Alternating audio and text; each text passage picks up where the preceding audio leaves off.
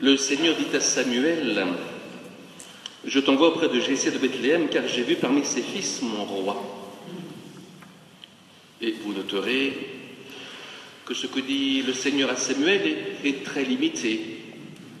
Il aurait pu dire, « J'ai vu le 8e fils de Samuel, c'est à lui que tu donneras l'onction. » Non, il a juste dit, « J'ai vu parmi ses fils mon roi. » Juste une lumière pour que Samuel parte.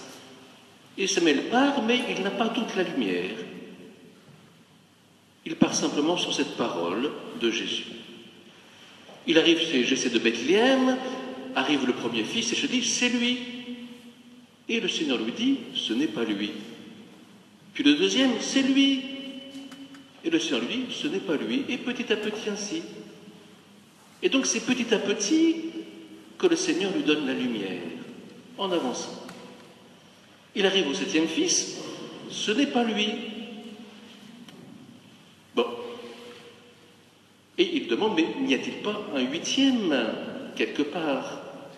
Et Jessé lui dit, oui, c'est le petit dernier, il est au troupeau. Eh bien, va le chercher. Et c'est lui. Le 8e. Chiffre du Messie, le 8. Et donc vous découvrez que nous marchons avec une lumière dans ce monde, mais pas toute la lumière. Juste une partie de la lumière, simplement. Dans l'Évangile, ce qui me frappe dans cet Évangile, c'est qu'il y a un homme qui fait du chemin, qui est l'aveugle de naissance, et puis d'autres qui n'en font pas, avec Jésus au début et à la fin. Alors plusieurs éléments sur cet évangile. Tout d'abord, Jésus dit « Je suis la lumière du monde ». Et cela me fait penser, bien sûr, au premier récit de la création, que je vous redis. Dieu dit que la lumière soit, et la lumière fut. Dieu vit que la lumière était bonne, et Dieu sépara la lumière des ténèbres. C'est le premier jour. Et Jésus est la lumière du monde. Il vient éclairer, et il vient aussi séparer. Vous noterez que le péché, au début et à la fin, n'est pas tout à fait au même endroit. Le péché au début, est-ce lui ou ses parents qui ont péché pour qu'il soit né aveugle? Et à la fin, ce qui est révélé, c'est que finalement, les pécheurs sont ceux qui disent voir. Ce sont les pharisiens. Et que cette lumière de Jésus, elle vient pour faire une séparation. Elle vient séparer. Elle vient clarifier. Jésus est lumière du monde. Un deuxième élément, Jésus fait de la boue. Il fait de la boue pour l'appliquer sur les yeux de l'aveugle. Et je pense encore une fois au récit de la création, le deuxième récit de la création, où l'homme est fait à partir de la glaise. Et s'il fait de la boue, il la met sur les yeux de l'aveugle et il envoie l'aveugle se laver à la piscine de Siloé. Et l'aveugle voit. Voilà, c'est une œuvre de Dieu. Et Jésus, dans cet évangile, il dit qu'il travaille. Il dit qu'il travaille aux œuvres de Dieu. Et lorsque les disciples demandent « Est-ce lui ou ses parents qui ont péché ?» Jésus dit « Ni lui ni ses parents, mais c'est pour que l'œuvre de Dieu soit manifestée en lui. » C'est-à-dire que Jésus travaille pour que l'aveugle voie.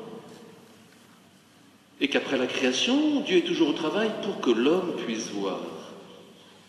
Et que le travail de Dieu aujourd'hui encore, c'est que l'homme puisse voir. C'est que nous-mêmes, nous puissions voir. Et Dieu est toujours à l'œuvre ainsi. Le 8e jour, c'est cela, que l'homme puisse voir ainsi. Et nous verrons en particulier, lors de la veillée pascale, nous verrons le Christ ressuscité, et c'est le 1er et le 8e jour en même temps. Et pour ceux qui seront baptisés à la nuit pascale, ils vont être baptisés dans un baptistère, et comme tous les baptistères traditionnellement, ça a 8 côtés.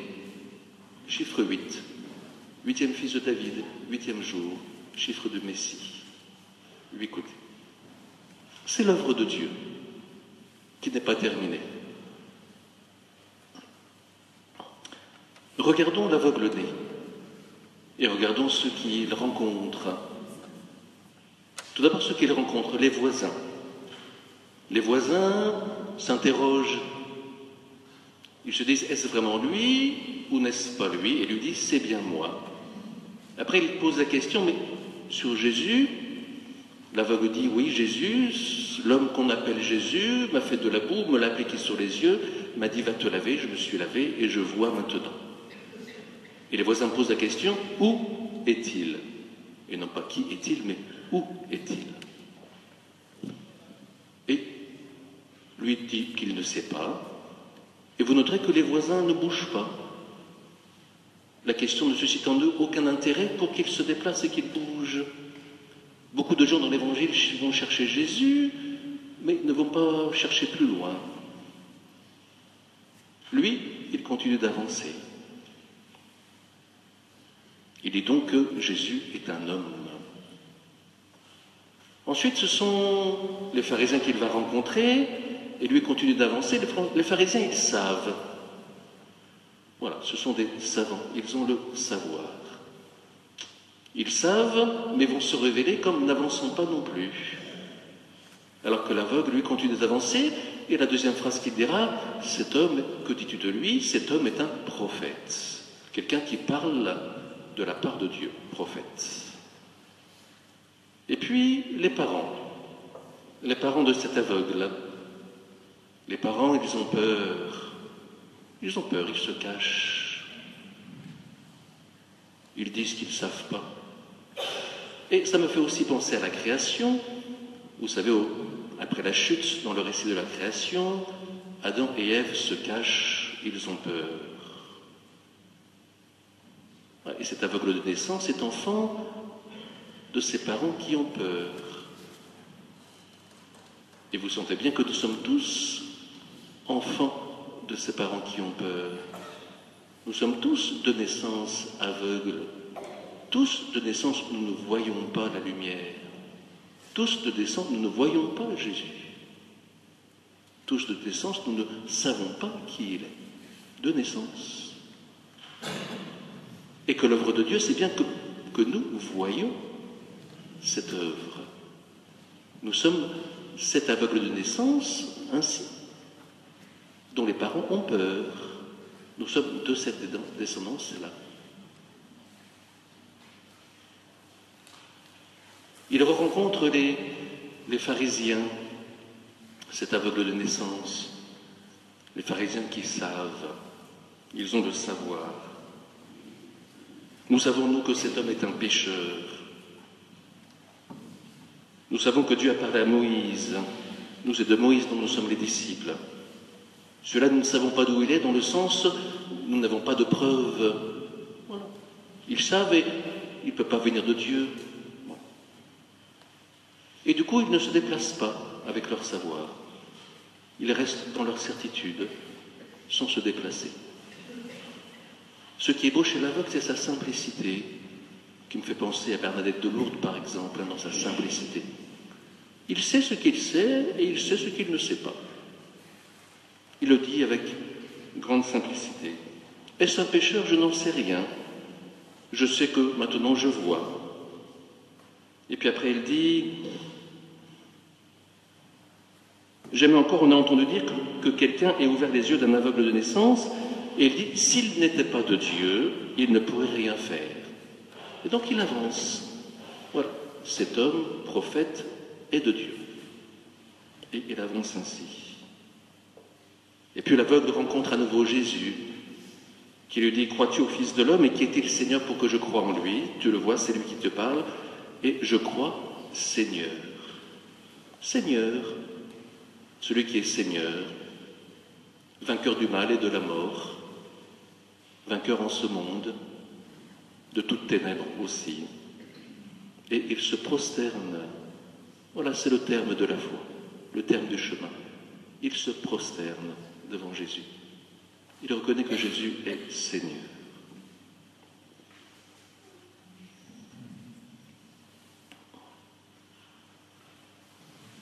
Notre chemin est ainsi comme le vôtre, vous qui êtes appelés. C'est un chemin où on va se laver d'une certaine manière et après on chemine. La foi, c'est une lumière qui me donne une certitude profonde, mais qui me laisse avec des tas de questions. La foi n'a pas réponse à tout. Elle me laisse avec des tas de questions.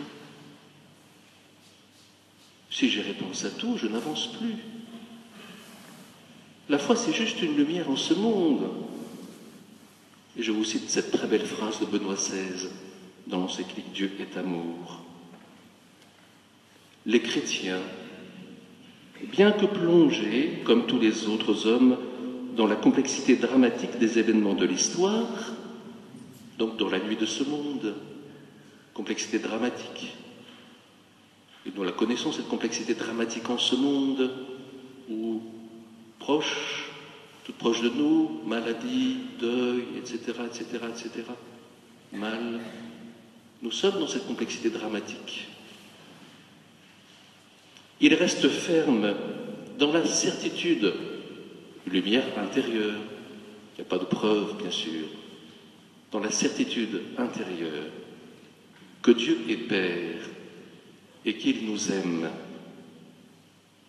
Même si son silence nous demeure incompréhensible, même s'il y a des tas de questions qui se posent à nous, encore, encore et encore.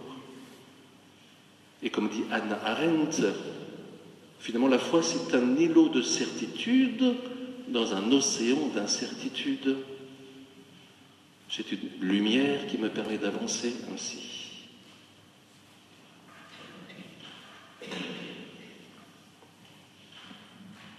Le Seigneur est mon berger, c'était ce psaume qui était choisi. Il me conduit.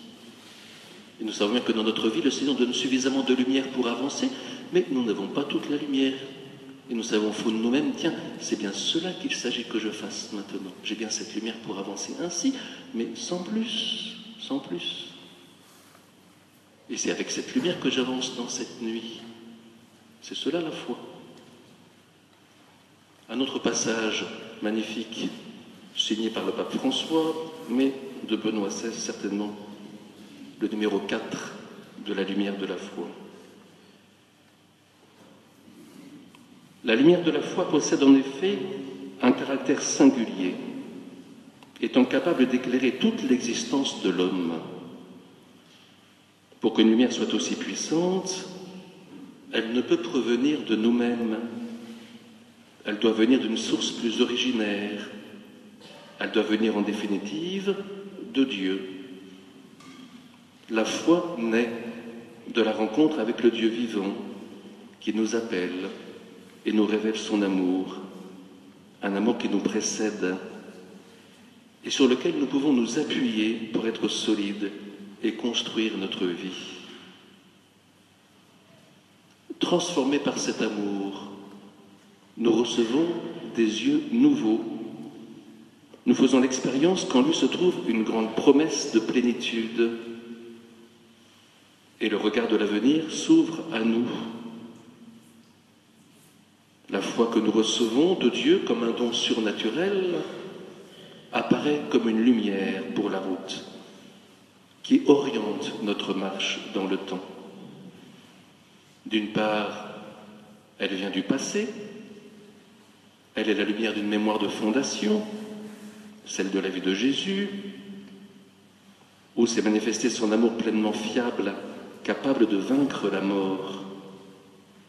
En même temps, cependant, puisque le Christ est ressuscité et nous attire au-delà de la mort, la foi est lumière qui vient de l'avenir, qui en trouve devant nous de grands horizons et nous conduit au-delà de notre moi isolé vers l'ampleur de la communion.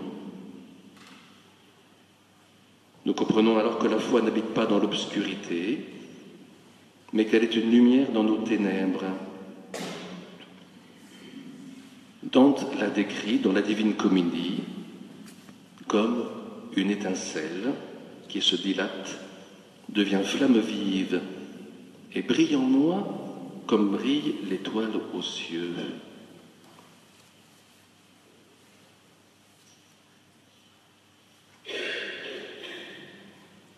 C'est le Christ ainsi qui nous illumine à l'intérieur. Et je vous pose deux questions. Et toi, comment se sont ouverts tes yeux? Et partagez en famille, si vous pouvez.